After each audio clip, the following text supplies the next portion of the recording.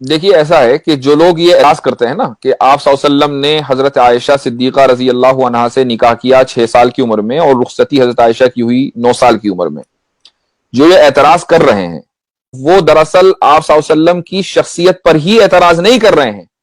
कान खोल कर सुन लें, वो राम जी के ऊपर भी एतराज कर रहे हैं और लक्ष्मण जी के ऊपर भी एतराज कर रहे हैं। और इसको सुन लीजिए क्यों। उसकी वजह यह है कि सोशल मीडिया पर जो नौजवान टाइम वेस्ट करते हैं, अपना जॉब वॉब तो है नहीं, तो अब जो यहां आकर टाइम वेस्ट करते हैं उन्होंने कोई स्टडी नहीं की, अपने मजहब के बारे में उनको पता नहीं है, 2-4 वीडियोस देख लेते हैं और उसके बाद वो एतराज करने लग जाते हैं, ऑब्जेक्शन करने लग जाते हैं। तो आप सल्लल्लाहु अलैहि वसल्लम पर तो ये एतराज बाद में होगा, ये एतराज आप पहले राम जी पर कर रहे हैं और उसके साथ साथ आप लक्ष्मण जी पर कर रहे हैं। और मैं जो यहां आपको जवाब देने वाला हूं, उस जवाब से आप न सिर्फ ये कि हम आप सल्लल्लाहु अलैहि वसल्लम का दिफा और डिफेंड करेंगे, बल्कि राम जी और लक्ष्मण जी को भी डिफेंड करेंगे। ये भी सुन लीजिए। सबसे पहले तो मैं आपको यह बताऊं कि आप राम जी पर एतराज क्यों कर रहे हैं। इसलिए कि अगर आप अपने मजहब की किताबें पढ़ेंगे तो आपको अंदाजा होगा कि राम जी ने जो सीता जी से शादी की थी तो उस वक्त सीता जी की उम्र क्या थी? 6 साल थी। ठीक है। कैसे? सीता जी को जब अगवा किया रावण ने, तो रावण से सीता जी ने कहा कि इस वक्त मैं 18 साल की हूं और 12 साल हो गए मुझे अपने हस्बैंड के साथ रहते हुए। आप जब जरा ये कैलकुलेट करेंगे तो आपको पता चलेगा कि सीता जी ने जिस वक्त शादी की थी तो सीता जी की उम्र क्या थी? 6 साल राम जी से। ठीक है। अच्छा, अब आइए लक्ष्मण जी के पास। लक्ष्मण जी की बीवी का नाम क्या था? उर्मिला। और उर्मिला कौन है? उर्मिला सीता जी की छोटी बहन है। आप किसी भी अपनी हिस्ट्री की किताब में पढ़ लीजिए कि उर्मिला और सीता जी में कई साल का फर्क था। जिस दिन राम जी की शादी हुई है उसी दिन लक्ष्मण जी की शादी हुई है उर्मिला से। ठीक है। अब अंदाजा लगा लीजिए किस उम्र में हुई है। तो ये जो एतराज आप सल्लल्लाहु अलैहि वसल्लम के ऊपर होता है, ये पहले एतराज राम जी के ऊपर होता है, पहला एतराज लक्ष्मण जी के ऊपर होता है। अब मैं आपको बताता हूं कि हम कैसे डिफेंड करेंगे इन तीनों को। जी। मैंने एतराज नहीं किया, ये एतराज मुसलमान की तरफ से नहीं है, हम डिफेंड करने के लिए आए हैं।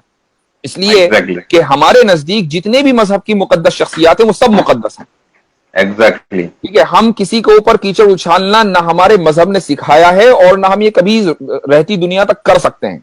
देखिए, सब जो बात है वो ये कि इस्लाम में शादी की जो यानी जो रूल है वो ये है कि मर्द और औरत दोनों जिस्मानी तौर पर फिट हो, फिजिकली फिट हो, मेंटली फिट हो। ठीक है। उसके लिए कोई एज मुतय्यन नहीं है। ये फिजिकल फिट होना किसी भी एज में हो सकता है। ये डिपेंड करता है कि वो लोग किस इलाके से ताल्लुक रखते हैं और किस जमाने में रहते हैं। मसलन आज अगर आप मेडिकल साइंस को देखें तो आप किसी भी डॉक्टर से पूछिए, अगर कोई लड़की आज के दौर में 9 साल की उम्र में फिजिकली फिट हो रही है, ठीक है, तो वो डॉक्टर के लिए कोई हैरत की बात नहीं है। यानी कोई हैरत की बात नहीं है। हो सकता है फिजिकली फिट हो, मेंटली फिट हो। और अच्छा, आए दिन ऐसा होता रहता है। हाँ, अगर 9 साल से कम उम्र में वो फिजिकली फिट हो रही है, यानी, और फिजिकली फिट होने का क्या मतलब है? उसको मेंस्ट्रुएशन आ रहे हैं, उसका मंथली साइकिल शुरू हो रहा है। ठीक है। तो अब वो डॉक्टर के लिए एक फिक्र की बात होगी, भाई इतनी जल्दी ये कैसे हो रहा है। एक बात। आप अब आइए साइंस में, जो मुमालिक और जो इलाके इक्वेटर से करीब हैं वहां पर जो लड़कियां हैं वो जल्दी फिजिकली फिट होती हैं, उनको जल्दी मेंस्ट्रुएशन आता है। ठीक है। सऊदी अरबिया का जो इलाका है वो इक्वेटर के ऊपर है बिल्कुल। तो वहां पर जो लड़कियां हैं वो जल्दी फिजिकली फिट हो जाती हैं, मेंटली फिट भी हो सकती हैं। ठीक है। अब इस्लाम में जो आपका जो वोटिंग एज है वो मैटर नहीं करती कि आप वोट डालने के लिए किस उम्र में आप एलिजिबल होंगे। ठीक है। इंडिया में वोट डालने के लिए आप एलिजिबल हैं 18 साल की उम्र में लड़की। ठीक है। 18 साल से कम उम्र में आप शादी करेंगे तो क्या होगा? इलीगल है कि लीगल है? मुझे बताइए। इलीगल है। इलीगल है। ठीक है। अब आ जाइए आप अमेरिका में। अमेरिका में जो है शादी करने की जो उम्र है वो क्या है? 16 साल। अच्छा। ठीक है। अमेरिका में जो सूबे हैं 50 तकरीबन, उनमें एक सूबा है टेक्सास। टेक्सास में आप चले जाइए, वहां पर शादी करने की जो मिनिमम एज है 14 साल। ओहो। रोमन एम्पायर में चले जाइए, इस्लाम से पहले, ठीक है, आप सल्लल्लाहु अलैहि वसल्लम से पहले, तो वहां पर शादी करने की मिनिमम एज थी, एवरेज एज, मिनिमम नहीं, एवरेज एज थी 12 साल। और जो शरीफों के घर की लड़कियां होती थी वो और कम उम्र में शादी कर लेती थी। हजरत मरियम अलैहिस्सलातु वस्सलाम जब प्रेग्नेंट हुई हजरत ईसा से, तो उस वक्त हजरत मरियम की उम्र कितनी थी? 13 साल। ठीक है, अब आप आइए चाइना में जो मिनिमम एज है लड़की की शादी करने की वो है 21 साल। अच्छा। अब एक लड़की इंडिया की है, उसने 18 साल की उम्र में शादी की, जाके चाइना में सेटल हो गई, तो चाइना के एतबार से तो वो फिजिकली एबल ही नहीं है शादी करने की। तो इसका मतलब यह हुआ कि हर मुल्क का अपना अपना अलग कानून है। इस्लाम का कानून यह है कि लड़की फिजिकली और मेंटली एबल होनी चाहिए। हजरत आयशा रदियल्लाहु अन्हा 9 साल की उम्र में फिजिकली और मेंटली एबल हो गई थी, जिस तरीके से सीता जी 6 साल की उम्र में हो गई थी। ठीक है, अब जब आप सल्लल्लाहु अलैहि वसल्लम की, अच्छा एक चीज और, कुछ लोग ये कहते हैं नबी करीम सल्लल्लाहु अलैहि वसल्लम की शान में गुस्ताखी करते हुए कि अलियाज बिल्लाह आप पेडोफाइल थे। पेडोफाइल एक टर्म है, इसका मतलब ये होता है कि वो लोग जो सेक्सुअली माइनर्स से अट्रैक्ट हों।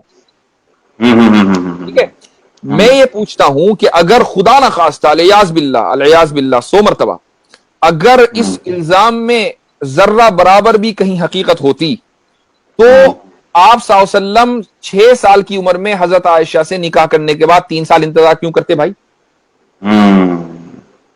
3 साल इंतजार किस लिए किया? इसलिए किया ना कि फिजिकली और मेंटली जो है वो मैच्योर हो जाए, एग्जैक्टली। के बाद रुखसती हुई। अच्छा, अब यहां सवाल ये होता है कि भाई चलो 9 ही साल क्यों, 2-4 साल और इंतजार कर लेते अगर 3 साल किया था। उसकी भी एक हिकमत है। उसकी वजह यह है कि नबी करीम सल्लल्लाहु अलैहि वसल्लम के घर में एक ऐसी फैमिली मेंबर का होना जरूरी था कि जो बाहर के असरात से महफूज रहे, ताकि आप सल्लल्लाहु अलैहि वसल्लम की जो पूरी फैमिली लाइफ है वो उसको जू का तू रिकॉर्ड कर ले। अब अगर एक औरत 18 की, 20 साल की, 22 साल की उम्र की किसी घर में आएगी तो वो बाहर के असरात से महफूज नहीं, उसका अपना एक कल्चर होगा, उसका अपना एक बैकग्राउंड होगा, उसका अपना एक सोचने का अंदाज होगा। ठीक है, तो वो मुकम्मल फैमिली लाइफ को रिकॉर्ड करने के लिए अपने आप को डेडिकेट नहीं कर सकेगी। यही वजह है कि इस्लाम में आधा इल्म तो हजरत आयशा रज़ियल्लाहु अन्हा से हमने लिया है। जी, और बहुत सारी हदीसें हैं जो माँ आयशा से वाबस्ता है कि भाई एक बार आखिरी सुन लीजिए, आप आखिरी बात सुन लीजिए। जब किसी लड़की का रेप होता है ना बचपन में, 6 साल, 8 साल, 9 साल की उम्र में, तो मुझे बताइए कि उस लड़की का जो फिजिकल और मेंटल ग्रोथ है ना वो तकरीबन रुक जाता है। वो लड़की जो है बिल्कुल डिसफंक्शनल हो जाती है, अब वो किसी काम की नहीं रहती, जो अब उसको बल्कि साइकोलॉजिकल थेरेपी की जरूरत पड़ती है अगर उसके साथ ऐसा हो जाए और वो अपनी जिंदगी बचा ले। यहां हजरत आयशा रज़ियल्लाहु अन्हा के साथ उल्टा हो रहा है। हजरत आयशा रज़ियल्लाहु अन्हा के साथ शादी होती है, 9 साल की उम्र में रुखसती होती है। तो अगर खुदा ना खास्ता ये रेप होता तो हजरत आयशा तो डिसफंक्शनल हो जाती। वो डिसफंक्शनल क्या, वो तो पूरी उम्मत का जो आधा इल्म है वो सिक्योर कर रही है, महफूज कर रही है और पूरे सहाबा को पढ़ा रही है।